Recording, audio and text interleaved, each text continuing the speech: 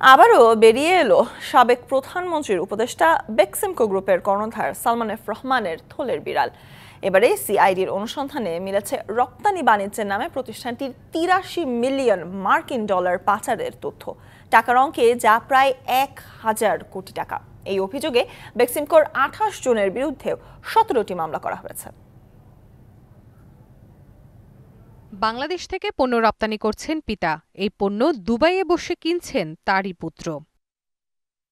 প্রতিষ্ঠানটি বহুল আলোচিত ও সমালোচিত বেক্সিমকো গ্রুপ। সিআইডির অনুসন্ধানে উঠে এসেছে সালমান এফ রহমান, তার ভাই বেক্সিমকো গ্রুপের চেয়ারম্যান এএস রহমানের স্বার্থ সংশ্লিষ্ট ওই গ্রুপের মালিকানাধীন ১৭টি প্রতিষ্ঠান এভাবেই ২০২১ সাল থেকে ২৪ সাল পর্যন্ত বিভিন্ন সময়ে অর্থ পাচার করে আসছে।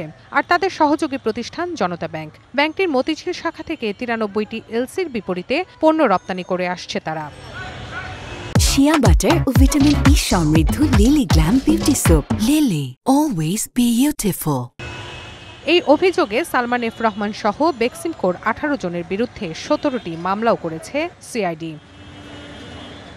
এ পণ্যের কাঁচামাল কিনতে বাংলাদেশ ব্যাংকের রিজার্ভ থেকে ধার নেওয়া হয়েছে ডলার। আর রপ্তানি হওয়া পণ্যগুলোর মধ্যে বেশিরভাগ প্রতিষ্ঠানের মালিক সালমান এফ রহমানের ছেলে ও তার ভাইয়ের ছেলের আরব আমিরাত ও সৌদি আরবে অবস্থিত তাদের যৌথ মালিকানাধীন প্রতিষ্ঠানের ঠিকানায় রপ্তানি করা হয়েছে। এছাড়া জার্মানি, নেদারল্যান্ড, ইউকে, তুরস্ক, শ্রীলঙ্কা সহ বিভিন্ন দেশেও পণ্য রপ্তানির নামে পাচার করেছে তারা। Rifat Tasnova, DBC news, Dhaka.